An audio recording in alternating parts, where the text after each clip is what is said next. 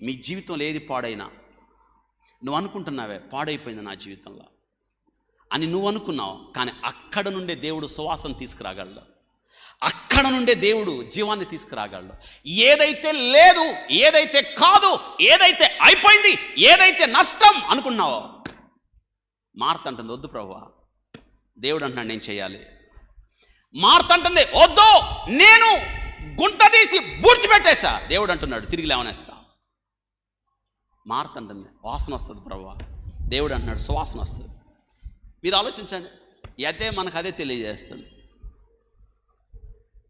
మార్తేమో వద్దు ప్రభువా.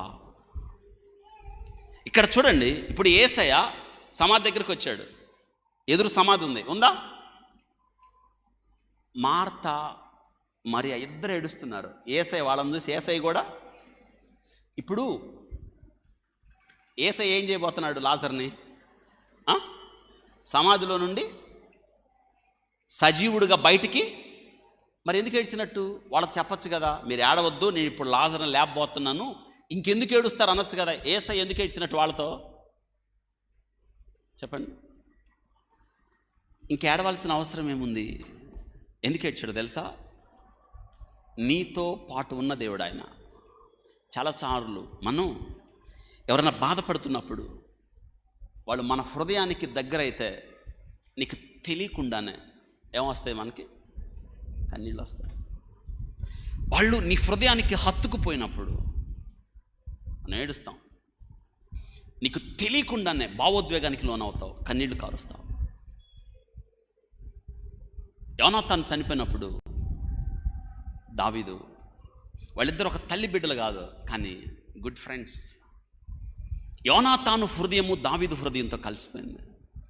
యోనాతాను చనిపోయాడని తెలిసినప్పుడు అంటున్నాడు, యోనాతానా నా సహోదరుడా చనిపోయావా? స్త్రీలు చూపించు ప్రేమ కన్నా నా ఎడల నీ మిక్కుటమైన ప్రేమను నువ్వు చూపించావు. యోనాతానా నా సహోదరుడా, నా స్నేహితుడా. ఓ తల్లి బిడ్డలు కాదే, కానీ వారి హృదయాలు కలిసిన వేళ విడదీయలేని పరిస్థితుల్లో అతని మరణము ఇతనికి దుఃఖం కారణమైంది. ఇదే ఇక్కడ నీ దుఃఖంలో ప్రభు నీతో ఉన్నాడు, నీ బాధలో నీతో ఉన్నాడు, నీ కష్టంలో నీతో ఉన్నాడు. ప్రజలు నిన్ను చూసి తిరస్కరిస్తున్నప్పుడు, అవమానిస్తున్నప్పుడు, దుఃఖపరుస్తున్నప్పుడు, వేదన కలత చెందుతున్నప్పుడు ప్రభు నీతో ఉన్నాడు. మనలో ఆయన ఎవరికి దూరముగా ఉండు దేవుడు కాదు ఆయన. అందుకే నీ దగ్గరికి నడిచి వచ్చాడు, రండి మనం వెళ్దామా. ఏడ్చాడు ఆయన. యేసు కన్నీరు కార్చెను. ఎవరితో కలిసి? మనం చాలాసార్లు అనుకుంటాం కదా, ఎవరు లేరండి నాతో. ఆయన కనికరము కలిగిన ఆయన, కన్నీరు కార్చి విలపించు దేవుడు ఆయన. క్రీస్తు నీ కొరకు నిలిచి ఉన్నాడు. అంత గొప్ప దేవుడు సమాధి యొద్ద నుంచున్నాడు. వాళ్ళని విడిచిపెట్టలేదు, మార్తను విడిచిపెట్టలేదు, మరియను విడిచిపెట్టలేదు, లాజర్ని విడిచిపెట్టలేదు. వాళ్ళ దుఃఖంలో కూడా ప్రభు వారితో ఉన్నాడు, వాళ్ళ కష్టంలో కూడా వారితో ఉన్నాడు. వారు అడిగిన వెంటనే ప్రభు రాలేకపోవచ్చేమో, కానీ ప్రభు సంకల్పం వేరు, ప్రభు యొక్క ఉద్దేశం వేరు. అర్థమవుతుందా? సమాధి దగ్గర ఉండి సమాధిలో ఉన్న లాజర్ని దేవుడు వెలుపలికి చెప్పండి ఇంకా అయిపోయిందని సమాధి చేశారు. అక్కడ నుండే ప్రభు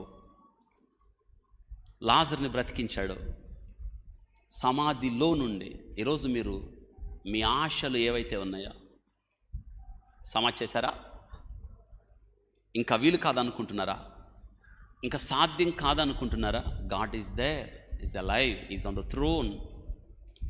దేవుడు సజీవుడు, నిల్చున్నాడు నీకోసం. నిన్ను ఆయన విడిచిపెట్టలేదు. ఆయన, నువ్వు ఆయన నమ్మచ్చు. వింటున్నారా? ఆయన జీవానికి అధిపతి ఆయన.